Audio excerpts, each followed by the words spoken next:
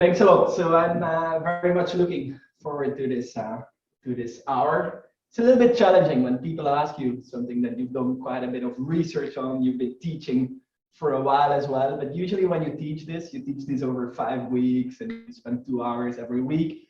And now you have to compress it in 1 hour. So let's see how I will do time management wise. I have 20 slides, I have 10 backup slides. So let's see how far I get in 1 hour. So let me start motivating what I'm going to do here by first saying that the advances we've made in social insurance literature in the past 20 years are just spectacular, I would say. And I think there are two important drivers that are underlying like this tight integration between theory and empirics that I think we've incorporated so successfully in social insurance research. So first one is like people have not come up with new theory, but people have been revisiting old theories that existed for a long time, but have made them empirically implementable. Okay. And the second thing is that we've been implementing these theories now that they're implementable, leveraging just fantastic new data sources, and in particular the administrative data sources. Okay. So I think those two things together have made that we understand so much more about social insurance than I think we did 20 or 25 years ago. At the same time, though, there is like this growing body of research that shows that there are important behavioral frictions also in the domain of social insurance. Okay, and what is particularly challenging is that the existence of these behavioral frictions makes the implementations of these theories, which we've liked so much, a bit more problematic because they rely so much, the implementations, on the fact that agents are optimized. So we're constantly using envelope conditions, we're constantly using revealed preference, and that's exactly things that we cannot really do, or we have to revisit when they're behavioral agents present. The second thing is that these fantastic new data sources, the admin data, they're beautifully revealing individuals' choices that they make across many, many dimensions, but they don't necessarily tell us much about the presence of behavioral frictions underlying these choices. Okay, so what am I going to try to do in the next hour? Well, I'll try to provide the simplest possible conceptual framework that I could think of to think about social insurance that both allows us to think about moral hazard issues and think about adverse selection issues, which are usually the two main sources of inefficiency that we try to deal with when thinking about the design of social insurance. And then I'll use this framework to identify some strengths and weaknesses of it once we start incorporating behavioral agents. I build a lot on, I think, if you want to like more of an introduction on this, to the extent that you hadn't had it before, there is this handbook chapter by Chetty and Finkelstein that I think is an amazing resource. I'll build a little bit of my own research, both in the context of moral hazard and adverse selection. And then I'll advertise this annual review piece that I've done together with Nathan Hendren and Camille on there, that we're building on here as well. Then along the way, I'll give some illustrations or some empirical evidence of behavioral frictions that have been relevant in social insurance domains, and I'll focus specifically on unemployment insurance and health insurance. And also along the way, I'll try to identify like issues where I feel like, oh, this is where we need more work, try to think about where to go next. Okay, so simple framework.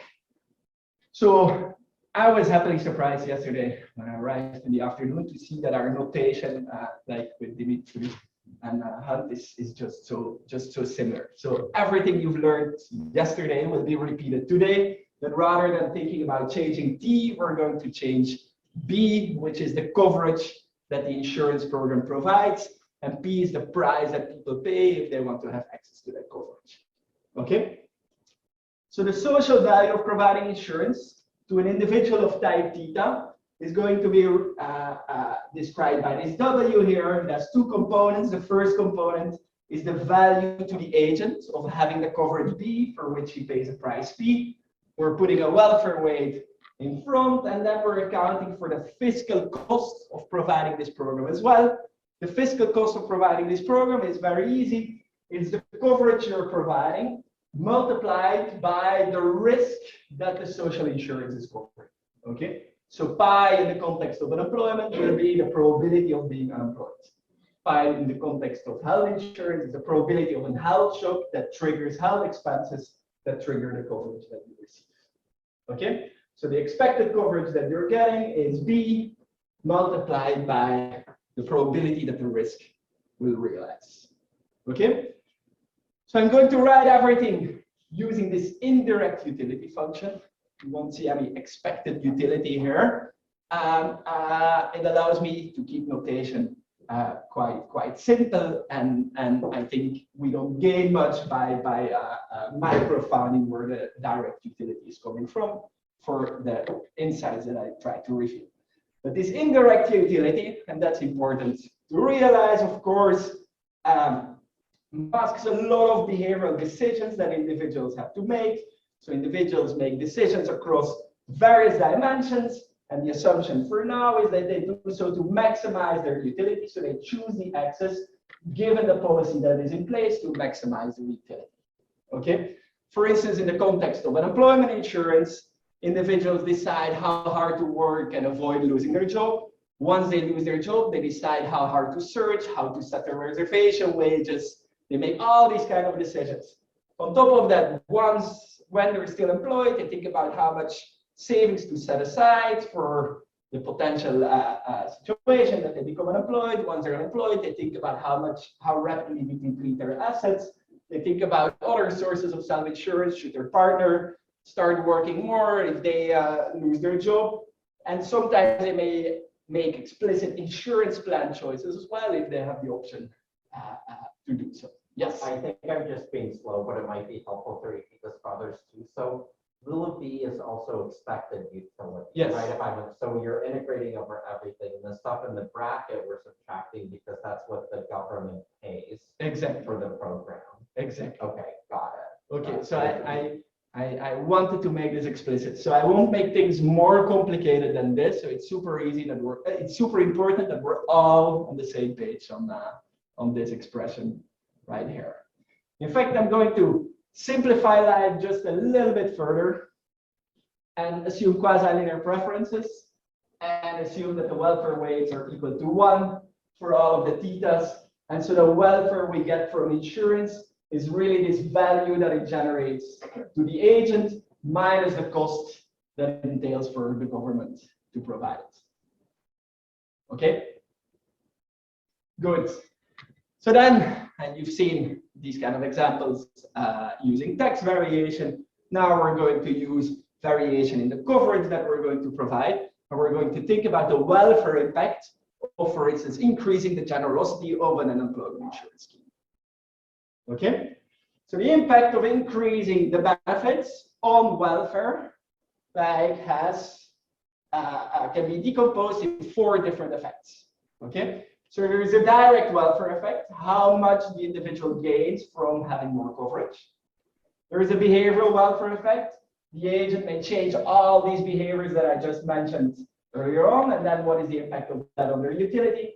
There is a direct fiscal effect, or the mechanical effect if you want.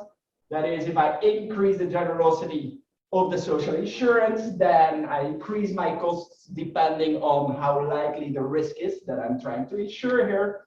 And then there's a behavioral fiscal effect, which is individuals may change their behavior as a consequence of the policy, and that will have an impact on the expected expenditures that the government is doing. Yes? You seem to be implicitly assuming complete failure of the private insurance markets, since we don't have private insurance in here. So it could be in the background, like there could be private insurance in the background. So it will be in the V function. It may make you less responsive to changes in the public coverage here. It may make you less coverage here. It may also affect like how much risk you're taking because you're already covered by private insurance. So it can be ever like so it's in the axis, the private insurance. Okay. So before we take down the envelope theorem, let's praise it for a second here. Like it's just so incredibly useful. Okay. Because trying to estimate this effect, trying to see how much unemployed individuals are changing their search efforts, are setting their reservation wage different, are changing their savings, and so on in response to changes in the unemployment benefits is just dramatically different. Okay, the envelope condition tells us we don't need to worry, okay, because it's only second order effects. The only thing we need to worry about is how these behavioral effects are going to affect the fiscal expenditures of the government, which the agent is not internalizing. Okay? Again, super useful because it means that we don't need to know the separate responses on all of these things. We just need to know if we change the policy, what are the fiscal consequences? Like it's a reduced form estimate that is super easy for us to get it. Okay? So these envelope conditions like are extremely powerful to know what we need to focus on. And here I'm showing this in a very stylized model, but we can make our model dynamic because, for instance, unemployment benefits are inherently dynamic. We have to determine how much we pay to short-term, to long-term employed. If we think about pension policies, that's inherently dynamic. Using envelope conditions to figure out what is first order and what is second order is just extremely useful.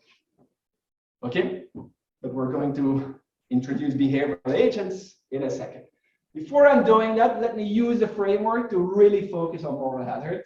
And the way we think of moral hazard is the fact that if we provide more insurance, if we protect individuals more against the consequences of an adverse event happening, that individuals have lower incentives to try to avoid that adverse event. Okay, insurance reduces incentives to avoid risk.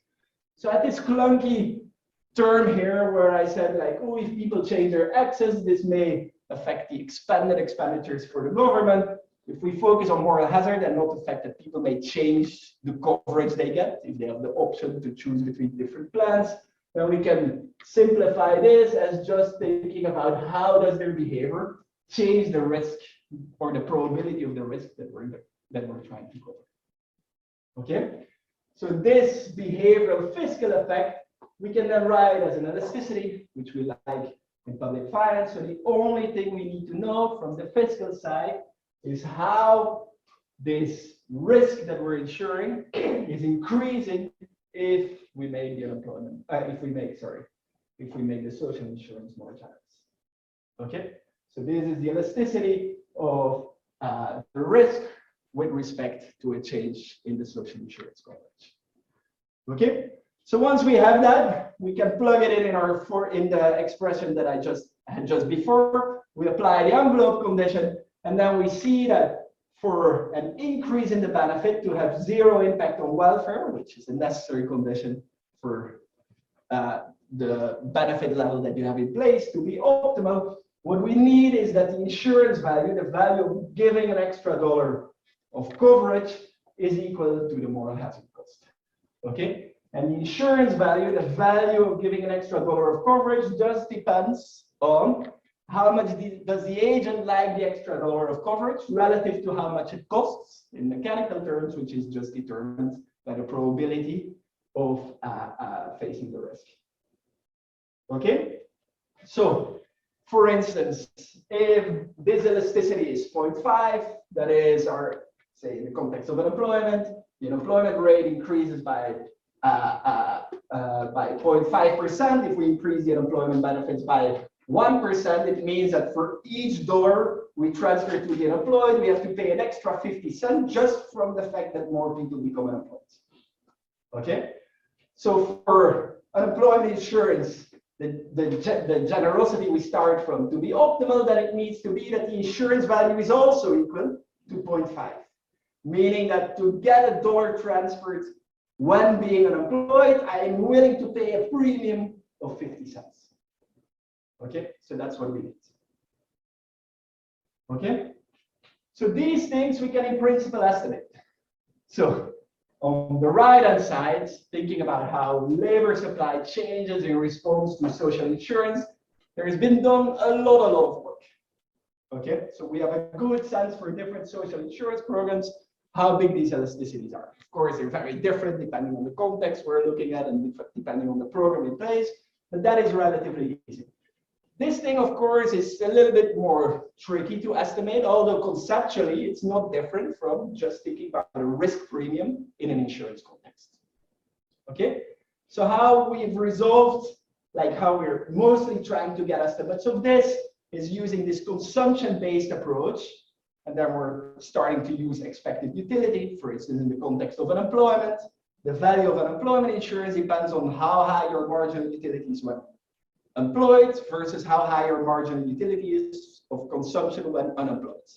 The difference between marginal utilities depends on the difference in underlying consumption levels. So we need to know how big is the difference in your consumption when employed versus unemployed, and we scale everything up with some curvature of your preferences. We scale everything up with some risk aversion. Okay, so that's how we tend to get a sense of how big the insurance value. And going back to Doug's question, if there's a lot of private insurance available, then that allows you to reduce that wedge in consumption between when you're employed and unemployed, and that's going to be captured by this thing if we implement it well.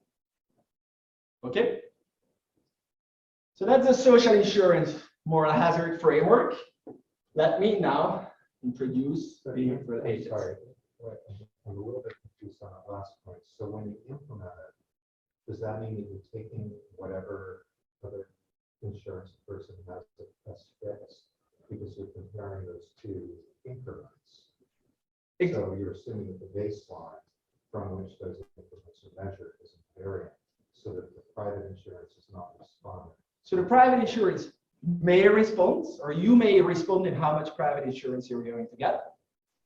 But the impact on your welfare of that is going to be of second order. That's again an envelope dimension. Okay? That's fine. Yeah. Good. So now we introduce behavioral frictions.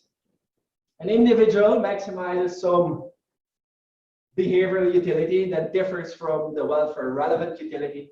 So I'm writing the behavioral utility with some V hat, and it's different from the V that we think we should potentially care about. And then different behavioral frictions may drive a wedge between this V and this V hat. I often think about people's biased beliefs about the risk that they're facing. It may also be simply misinformation. And then we have a wedge between what is the perceived expected utility and what I would call the true expected utility.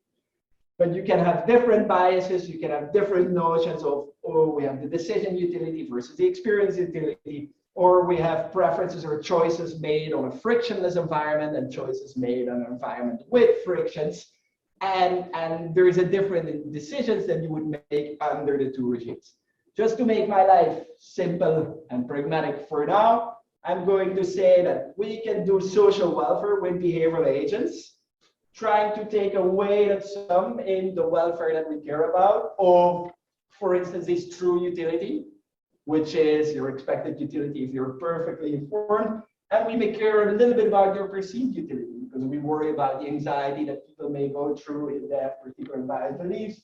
Or in other contexts, it may make sense, like if there's switching costs, for instance, then we account for these switching costs as well. So we take away the sum. Let's for now not make it too complicated, and let's say alpha is equal to 1. And we put no weight on the behavioral utility and only weight on this true utility term. Okay, so what happens? What happens? Well, there are 3 things that are going to happen. And one thing has been repeated over and over, I think, in the past day. First thing is that the envelope condition no longer holds. People are optimizing this, I'll call it for now, perceived utility. They're not optimizing their true utility. If we care about the impact of the policy change on their true utility, then we have to take into account this new first order term. Okay? Of course, that first order term is only first order if individuals are responding to the policy. And that's a point that has been made before as well. Okay? So the envelope condition does no longer hold. So we have to worry about individuals changing their behavior and how that corrects the distortion in the behavior that they initially had. Very similar to the syntax formula that you've seen just before.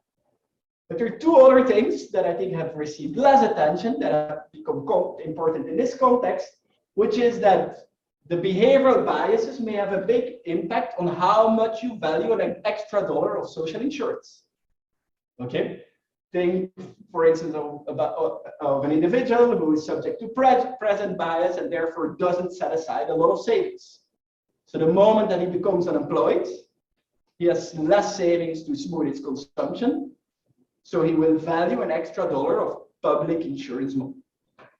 So that's going into his insurance value term. Moreover, the behavioral frictions may affect the moral hazard costs of providing higher incentives. For instance, say that people are control pessimistic, they underestimate the returns to their search efforts, then they will put in less effort, but they're also likely to be less responsive to changes in the social insurance.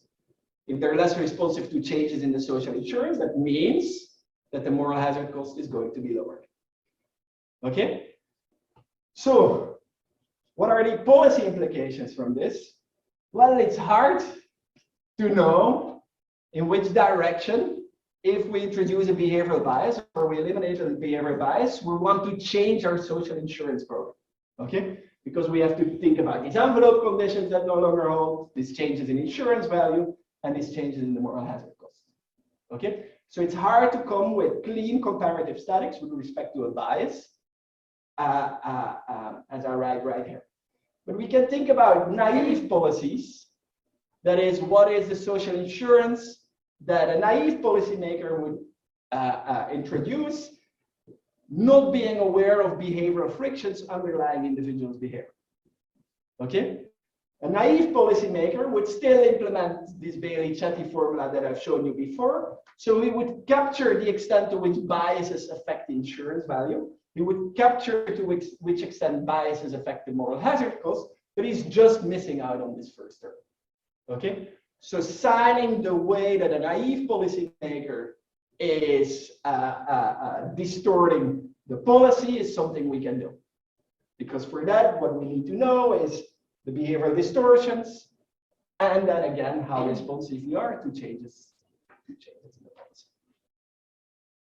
Okay, let me pause there to see what are your questions. Yes. I just want to come back to the Yes. issue about private markets one final time. Yes. I promise I will let it go. Because I'm trying to trace where I'm having a disconnect. Yeah. There is an older literature on social insurance that basically shows that when the government provides insurance, it changes the nature of the private market equilibrium. Yeah. You know, the nature of the separating equilibrium, the Yeah. pooling equilibrium. So the prices at which people purchase insurance can change. And that's not accounted for in the envelope condition, right? The envelope condition is just taking it. If the private sector holds prices fixed and people adjust their quantities, it takes that into account. But if you're changing the nature of the private equilibrium, which is what goes on in that literature, it's insurance companies offer quantity fixed contracts at particular prices to induce separation. If that changes, the envelope condition is not going to take that out. Right?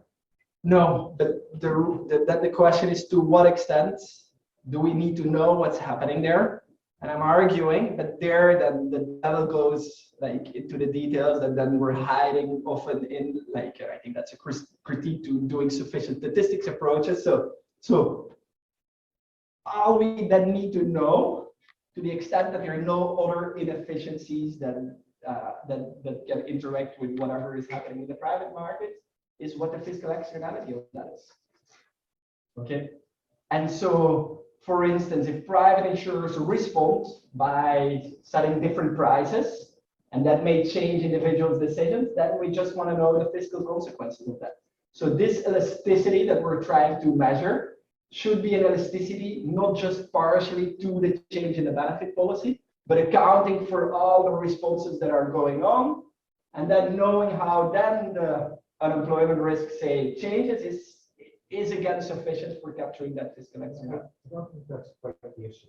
If what's going on in private markets is that insurers are offering quantity constrained contracts, which Yeah. is how that works, Yeah, then people are not satisfying the marginal condition, okay, for varying the quantity of their insurance.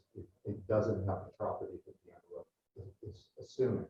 So if because of the discreteness of the choice.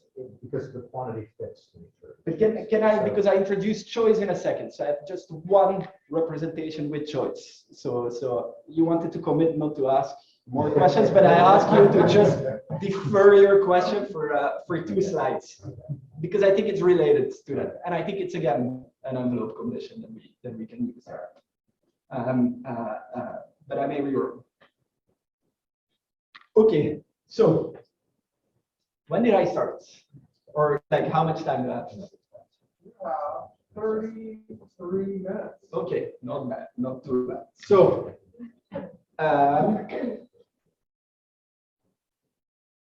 now we can go to the empirical evidence, and we have a little bit of a roadmap what we need to do with each of these biases that we find empirically, and that try to think about how they affect social insurance design. Ideally, and that comes back to what Doug was teaching us yesterday, was we do this as comprehensively as possible. We just don't look at one bias at a time, but we think about the implications of all these biases existing together. So my work has been quite a bit trying to see to what extent people perceive their chances of becoming unemployed, or once they're unemployed, finding a job, to what extent they perceive that accurately. Okay.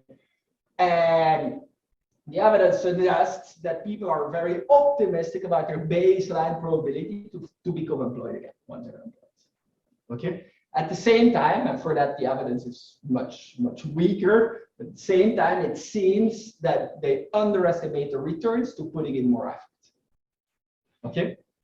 Moreover, we find that unemployed individuals, as they remain unemployed, they're basically not revising their expectations. We would always expect that they revise their expectation downwards, either because we think that there is some true duration dependence, that the longer you're unemployed, the more difficult it is to find a job, or they learn from the fact that they're remaining unemployed, that they may not be the most employable types in the world, and we think they would infer something about their employment prospects based on that. So we find that they're not revising their expectations downward, and in fact, this optimistic bias that we find on average seems to be driven mostly by the long-term unemployed.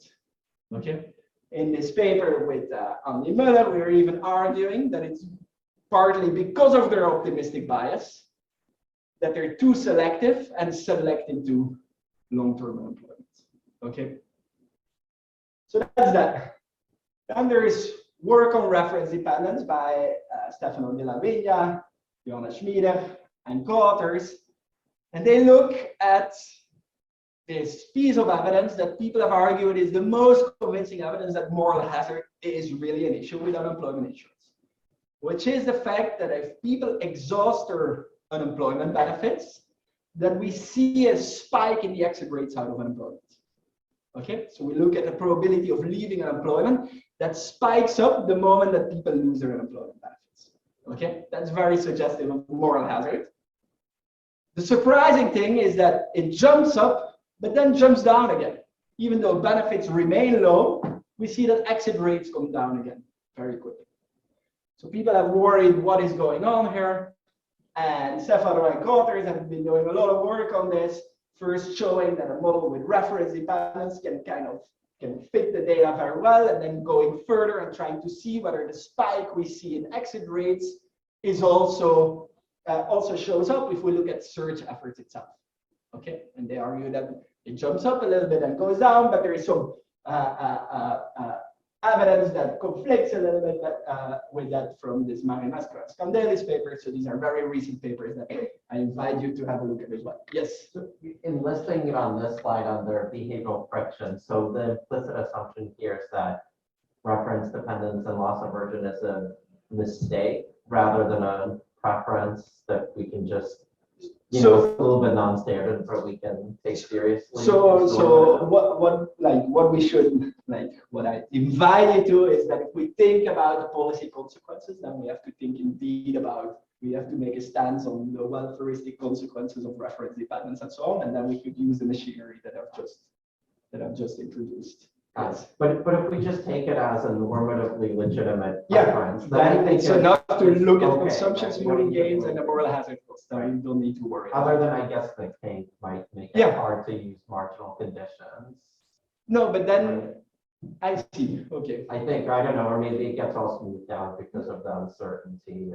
No, but then what is still relevant is, like, for instance, to understand how the elasticity with respect to changes in the benefits changes dynamically over the unemployment span, and with reference dependence, we may understand that there is nothing different we would need to do from what the sufficient statistics approach would tell us, but it allows us to get these patterns a little bit.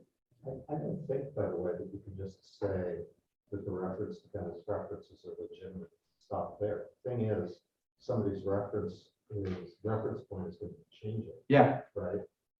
Which I think is how they produce those phenomena. Which Yeah. means that you have a whole series of preferences, which means you have normative ambiguity, right? So you have to take that into account. The person treats that in a time inconsistent way, right? Like you could set it up as there's a changing reference point and the person is time consistent about how they react to kind of like a changing habit stuff, right? Because I happen to know that problem, right? I'm just reminded of Hans saying that I have to repeat the questions and this question as well. For the audience. So exciting topic, something that I don't think will resolve in the here on the spot right now. Another exciting literature that I want to, like very recent work that I want to draw your attention to is the evidence for hand-to-mouth consumption that we're seeing. So there's this paper by Ganang and Noel. By the way, it is also, like, for advertising this, they're using fantastic new data resources to be able to show these kind of patterns. So Ganang and Noel, what they're showing is that your consumption expenditures drop the moment that you become unemployed. There could be a lot of explanations for that. There could be work-related expenditures, complementarities between consumption and leisure that are affecting how much you want to consume.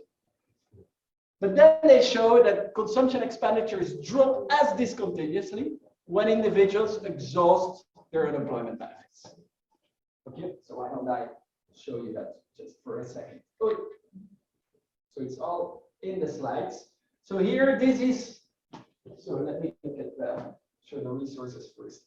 So this shows for an individual becoming unemployed at time 0, and then we have months relative to unemployment, how their resources are changing, combining labor income and UI benefits. Okay, and we have a rather discontinuous drop. This is based on bank accounts data and seeing the income coming in. We have a drop when people become unemployed, and then for the people who remain unemployed for long enough, we see another drop in their resources after 6 months of unemployment. Okay, because benefits, UI benefits in the US exhaust after 6 months of unemployment. So then they look at expenditures. We see a very discrete drop in spending. We've known this for a while. People have always rationalized, economists including, like, oh, there could be some work-related expenditures or some complementarities between consumption and leisure and so on. So we cannot infer much from that. But then you look at this. The moment that you're going to exhaust your benefits is completely predictable. It's after 6 months. Okay, and what happens is people's consumption expenditures drop exactly the moment that they exhaust their benefits. So there is no consumption smoothing going on. Okay, so our standard models of intertemporal consumption are clearly missing something here. Let me add to the puzzling facts, and it's this paper by François Gérard and Johanna Naritomi. They're looking at UI in Brazil. And UI in Brazil work quite differently because their individuals are forced to save into unemployment accounts that become accessible the moment that someone becomes unemployed. Okay, so the moment that you become unemployed, you suddenly have access to a lot of liquidity. This is doing the exact same chart showing how consumption expenditure change relative to the moment that you become unemployed. And what do we see in Brazil? The moment that people become unemployed, they go on a spending switch. They increase their expenditures the moment that they become unemployed, despite the fact that as they remain unemployed for longer, they have to substantially cut their consumption expenditures. Okay? So that's for UI. Let's go to health insurance. Well, most evidence in health insurance or behavioral frictions in health insurance is what are the behavioral frictions underlying the choices itself. Okay? But I think there is a big concern about people's health behaviors more generally being distorted. And it's just very hard to provide very clean evidence that, and Dmitry and Hunt have given us exceptions, but it's very hard to come with clean evidence that there are behavioral frictions underlying your health behaviors. One exception to this is this underuse of high value healthcare, for instance, the fact that people adhere or not to the prescription drugs they have, and so you can interpret all of this in the same context that I've just been talking about earlier. So if people underuse healthcare, then the fact that they would increase their healthcare consumption, if we increase health insurance coverage, what people have called behavioral hazard, yeah, that increases the welfare of our health insurance scheme. So because by providing more generous coverage, people are going to spend more on healthcare where they were spending too little before. So we're going to increase the welfare impact of expanding the coverage of health insurance. Okay, and so there is nice evidence by Brock Goldberg et al. Showing indeed that if we increase deductibles for a health insurance contract, that people are lowering their health expenditures, but they're doing this across the board. Like they are cutting low value care and they're cutting high value care, and they're arguing that deductibles are too blunt an instruments for individuals to start internalize the like to try to tackle the moral hazard inefficiency. It's not just behavioral frictions that may lead to distorted behavior, but for instance, in the context of the underuse of high value care, of prescription drugs, people have shown that liquidity constraints are extremely important as well. And accounting for this liquidity constraint increases the value of providing more generous coverage. So on these kind of things, and let me then conclude the first part and go to Dmitry's question. Like one thing we could do is how should we take this into account when we decide how much coverage to provide, for instance, to different type of health expenditures. In many countries, we have much more generous coverage, for instance, for primary care than for non-primary care, and that may be related to all of this. Or we have the alternative to not just think about how to change the insurance coverage, but try to target these biases directly. And that relates to the discussion on non-standard policy interventions that you've seen yesterday. Is your sense that there is kind of direct empirical evidence for behavioral hazard?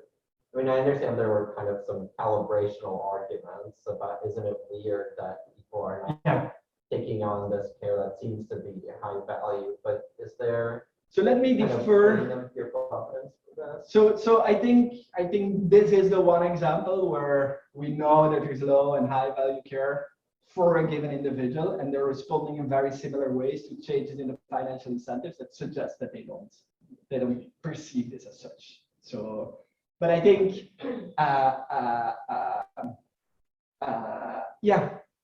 our advances in this are. Let me come back to it all the way in the end, because there I'll show an example of our own work where I think the application is not important, but it scores so well on internal validity that I then think, oh, we can think about these things for more important behaviors as well. Okay, good. I need to go to adverse selection. Yes, question. So in the baseline model, the government is just choosing the size of the benefit. So once you introduce behavioral frictions, it seems like there's a new set of policies. Presumably the government can influence your perceptions about the return to search effort or employment probability or the reference point. Is there any work on like optimal policy bundle with the behavioral agents? How do I jointly choose all these policies? Yeah, so I think it relates to the discussion you've had yesterday as well. Like One critique to the sufficient statistics approach is how local it is.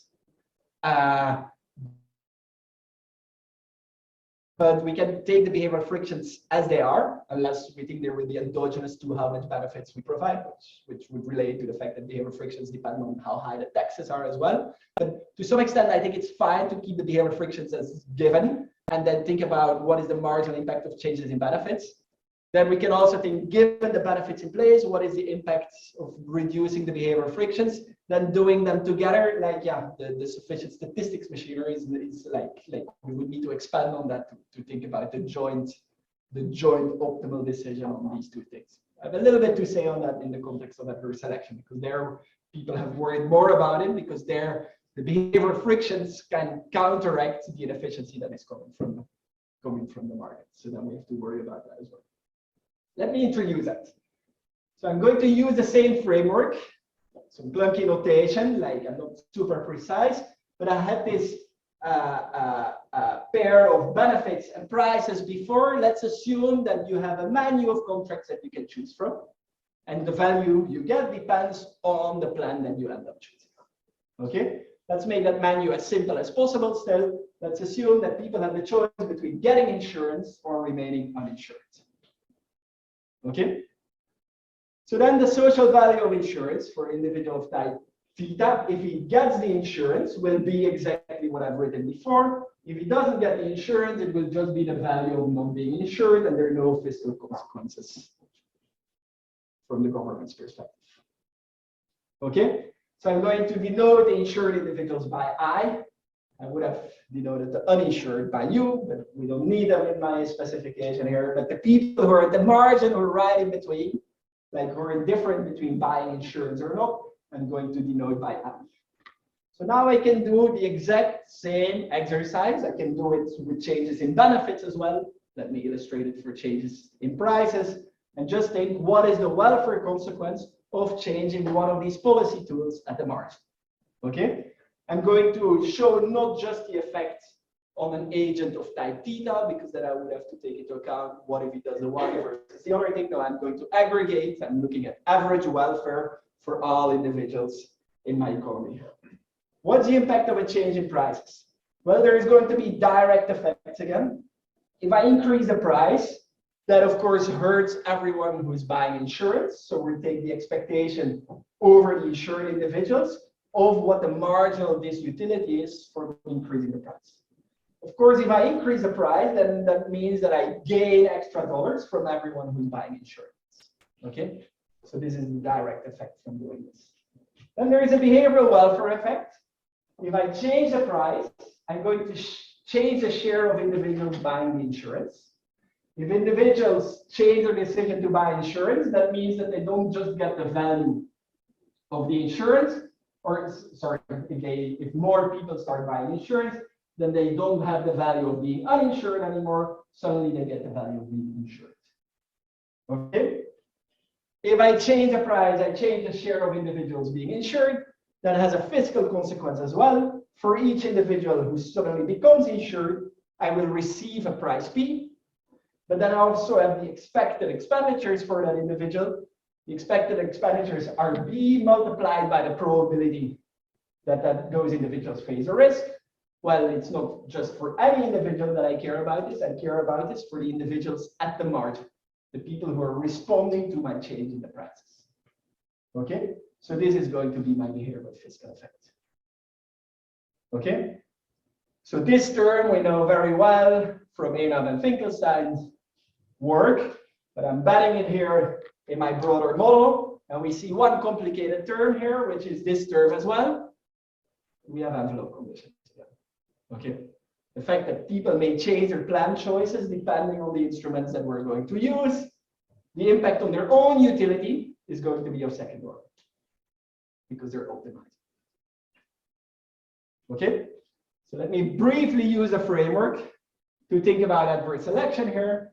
With adverse selection, the market inefficiency comes from the fact that an individual's risk determines both how much he values a product and how much it costs to the insurer of providing that product.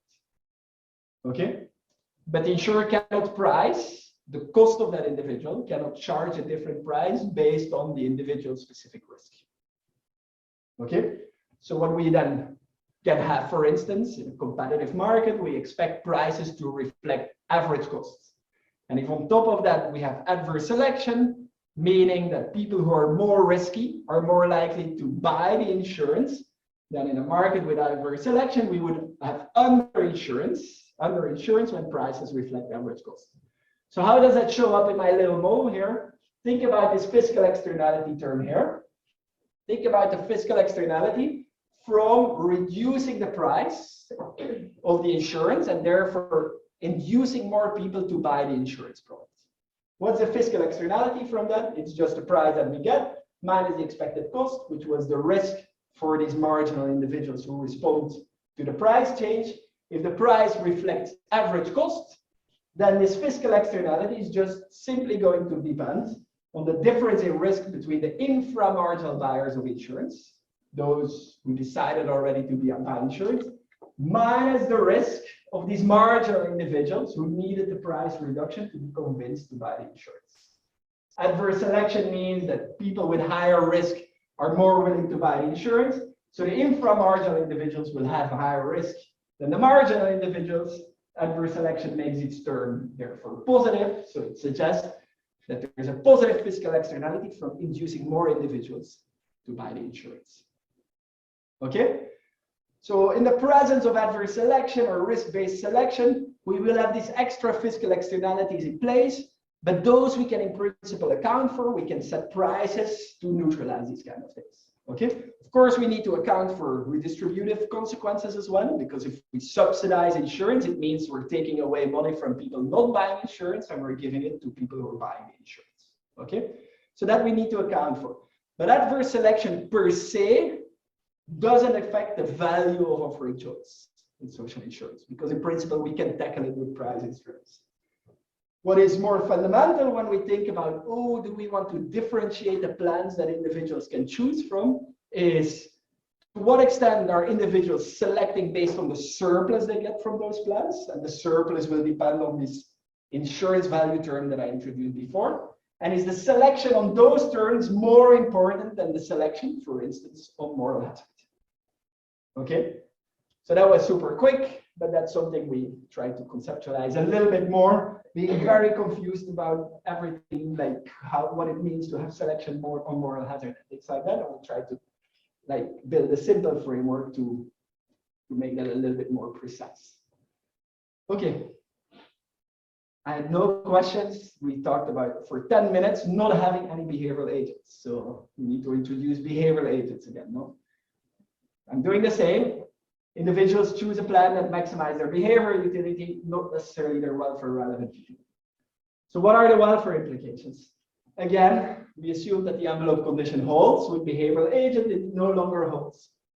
Correcting the choice of an individual who's buying too much or too little insurance will have first order effects. So we need to account for that now. Okay? Behavioral frictions may also reduce the extent to which individuals are selecting on insurance value. If I don't really know or I don't understand the plans, then I'm less likely to go and buy a plan that is valuable for me. So it may reduce the value of offering choice. On the other hand, behavioral frictions may also reduce the selection on risk. The problem in an adversely selected market or with adverse selection is that people use their own risk to decide whether to buy insurance or not, and that cannot be priced. But if I don't know my risk, if I misperceive my risk, then I'm not going to select based on my true risk. So the adverse selection consequences are not happening. So behavioral frictions may reduce selection on risk and therefore reduce the scope for adverse selection.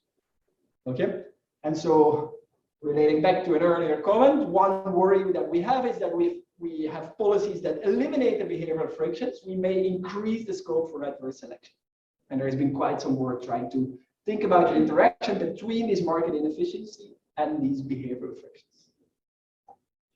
And then finally, if the incidence of behavioral frictions is differently among the uninsured and the insured, then yeah, we may want to think about the redistributive concerns as well. So what are the challenges? So how am I doing? 10 more minutes. Okay, So if I had more hours, do I have more hours? No. I would have spent a lot of time on this thing just to qualify it, how useful it has been. It's a little bit like using the envelope condition, but also how problematic it is to some extent. So I think for years, the literature in adverse selection has been purely focused on heterogeneity in risk and has been one-dimensional in that sense. Okay, and I think a lot of credit is owed to Amy Finkelstein and Liran Einhoff to move from that one-dimensional world to a multi-dimensional world, and still come with like things that are workable and implementable. Okay, so when we took our predictions on adverse selection first to the data, like if there's only heterogeneity in risk, then we expect that people who are more risky to buy more insurance. We call this like positive correlation. And we have done this kind of positive correlation test empirically, and we've seen that in many applications they fail. So something that's been seen as a robust prediction of these adverse selection models with just heterogeneity and risk seem to fail when we test them empirically. Okay, so what we've done then is, we observe two things for an individual. We observe their riskiness, and we observe the choices they make. And so then we have assumed, to the extent that there is variation in the choices that individuals make that is not explained by differences in their risk, it must be because they have different preferences. Okay, so all the residual variation that has been observed, we loaded into differences in preferences. Okay, so it's been super useful to do this to overcome just the one-dimensionality. So now we're bi-dimensional at least, but we fully ignored the potential problem of behavioral frictions underlying.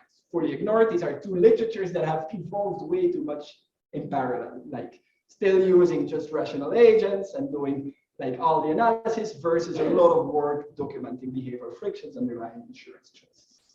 But the problem is how to do better, which is how to estimate the utility that is actually relevant for welfare if we cannot rely on the revealed preference paradigm here. Let me give some quick examples. First, on unemployment insurance, we can be very brief because unemployment insurance in most countries is mandated. There is no choice involved, and perhaps for the better. Okay. There is one exception, or there are a few exceptions. There are some Scandinavian countries that in fact allow people to buy more unemployment insurance. They choose between a basic plan or a more comprehensive plan. And it's something that we analyze. So this is together with my colleague at the NIC, Camille, and trying to use to really test for adverse selection in unemployment insurance context. Also get estimates of how much people value unemployment insurance using revealed preference paradigms and using alternative methods. So I have like these papers are in the reference list that you have access to. One newest thing. So if I would have another hour, I would spend an hour on this as well.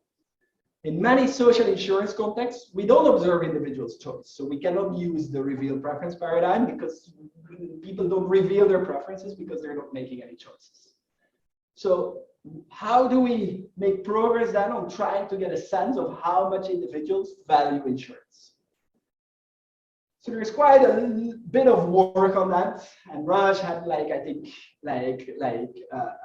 a first very important contribution here, trying to use how people's unemployment responds differently to different sources of variation. How people respond to liquidity versus changes in the benefits allows him to do inference on how different their marginal utilities are of consumption when unemployed versus consumption when employed. Okay, it's super clever, and there is a lot of follow-up work on that. So what we have been proposing is use the marginal propensity to consume out of an unexpected dollar that you're receiving when you're unemployed relative to when you're employed. If you're using more of that dollar, it must be that you value that a lot. So if people have a high MPC when unemployed compared to when they're employed, it must tell us something about how valuable these unemployment benefits are. Okay? So these are ways to infer the insurance value from observed responses, but they crucially rely on agents optimizing. Okay? So in these implementation methods that we've been using, we've also often ignored that with behavioral agents, these implementation methods may no longer be robust. Okay, so it's another thing we have to make progress on. So then there is a large literature and the health insurance literature on behavioral frictions, distorting insurance choices. I could have added a lot of papers, but these are the ones that I've listed on the reading list as well. And then there's this interaction between behavioral frictions with adverse selection as well that people have paid quite some attention to. Okay, so in the last 3 minutes, let me summarize some challenges ahead and let me try to make a little bit of progress on the one last challenge. So one challenge we still have, I think we've made a lot of progress, but we're not there completely, is to provide both characterizations and implementations of the welfare impact of changes in a policy that are behavior robust, okay, that are robust to the behavioral frictions we deem relevant in specific contexts. The second challenge is that we've had very much a bottom-up approach where we focus on a specific bias and then we think about what is the implication of that specific bias on the policy and not thinking about how different biases can combine. Okay, so it's the overall distortion in people's behavior that we want to capture, combining all of these behavioral frictions underlying it. And that goes back to the comprehensive welfare analysis that Doug was proposing as well. But the nice thing is we've made so much progress, like using the sufficient statistics design, thinking about this in a sufficient statistic sense, like yeah, there must be ways to make progress on this, and it would be exactly in the spirit that allowed us to make big advances on that. That was not super clear, but let me move on. Because the third thing that is, I think, very surprising, and I know that Raj is going to do a lecture on inequality, and there are authors of one paper that are the exception to the rule in this room as well. But we've been focusing so much on the efficiency consequences of these behavioral frictions, and I think too little attention is paid to the equity consequences of exactly this. And so we have so much evidence that individuals are having difficulty in making choices, and a big concern we have is that the choice quality, the quality of the choices that individuals are making are very related to socioeconomic status. Okay, but the challenge is to have data and a context that allows you to separate bias from preferences. That's first thing. And the second thing is to, in addition, document heterogeneity in these biases and do that for a representative population. That is just very difficult. Okay. And so, yeah, I'm stating the same thing here again. Public economics is all about efficiency versus equity. It's weird that that trade-off has been like maybe a little bit too much ignored in the behavioral public economics sphere. Let me end. It's horrible no? to go into. I think I need two. Can I use 2 minutes or 3 minutes to? Yeah. Okay. I think I have 3 slides on this. Let me end showing you some evidence from this work that I've done with Bernheim, John Kolstad, and Thomas Winton, like trying to get at the inequality in choice quality. So we go and look at a very specific context, which is Dutch health insurance, where all Dutch individuals have the option to increase their deductible by another 500 euros, for which they get a premium reduction of 250 euros. Okay, 18 million Dutch people, like I don't know the Dutch population by heart, and I know that this is recorded, but I think it's about. I was going to bluff, but then I realized the camera was there. We take requests for editing. Yeah. Are making the choice whether or not to increase their deductible at this premium reduction. So what we're going to do, we feel that we have a setting here where we can really think about choice quality. We're going to compare the deductible choices that individuals are making with our predicted probability that their expenses remain below the default deductible. Okay, so if the probability that your expenses are going to be low is high, then you should take the deductible. If not, you shouldn't be taking the deductible. And then we're going to link this with administrative registers So we have information on the deductible choice. We have information on health records that allows us to do these predictions. But then we also have information for the entire Dutch population. So we have a representative sample of the Dutch population. We have the universe. We have information on socioeconomics, on their education, on income, on their financial. We know the decision that their neighbors are making. We know the decisions that their family is making as well. And so we exploit that in the paper as well. So 3 charts. What I'm showing you here is the distribution of the predicted probability of having low expenses. So these guys are predictably healthy, having low expenses. These guys are predictably unhealthy. And see, we can really separate them quite well. These are people who for sure will make high expenses and should not take the extra deductible. These are people who are quite certainly are not going to make high health expenses and should be taking this deductible. They have only a 10% chance of making high health expenses. So if they don't get the deductible, it means that they pay 250 euros to cover an expense of 500 euros that they only face with a probability of 10%. So they pay 250 euros to get expected coverage of 50 euros. Okay? So someone who is risk neutral should be here, should be getting the deductible here and not getting the deductible here. Someone with extreme risk aversion, 10 to the power minus 3 is extreme risk aversion should be here. So it's because stakes are small and risk preferences have little bias, which is a limitation of this, but it also allows us, let's ignore risk preferences here for a second. So now we're going to look at the take-up of the deductible here on the right as a function of this probability of having low costs. Okay, and so this step function is where a frictionless consumer would change from not having the deductible to taking the deductible. Look at the take-up rate of the deductible, it's extremely low. It's monotonically increasing as people become more predictably healthy, they're more likely to take it up. So on average, they do awful, which is probably driven by a default effect. People are defaulted into this compulsory deductible and have the option to take the extra deductible. Okay, so let me add on a depressing note, which is not that they're doing on average awful. The people who are doing the worst are the people who have low socioeconomic status, low income, lower education, and so on. Okay, so let me just flag that in 3 slides and then I conclude. Okay, so this is showing the take-up rate by education. So let's look at these predictably healthy individuals.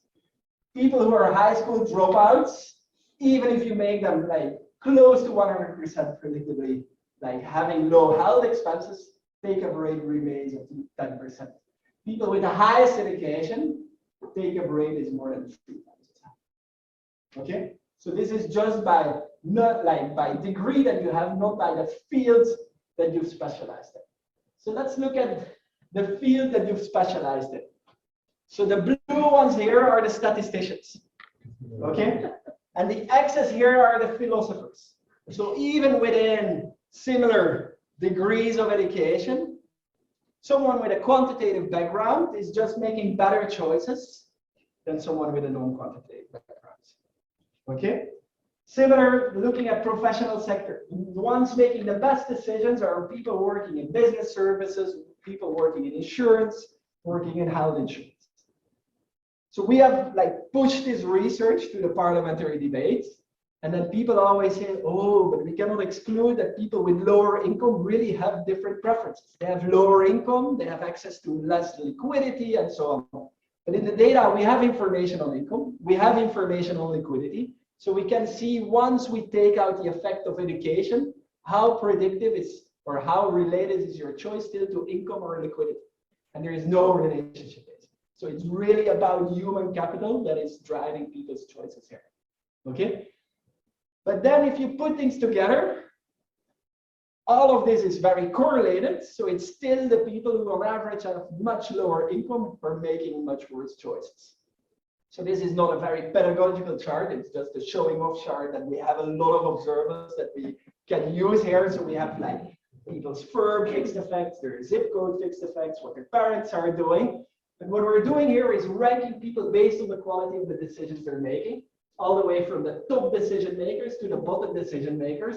And there's some important demographic differences. So the worst decision makers are older on average, compared to the best decision makers. But I just wanted to add with these numbers here, just comparing the average income of the people at the very top of the distribution versus the very bottom of the distribution, are looking at net worth like 250,000 euros for the best decision makers and 5,000 euros for the worst decision maker.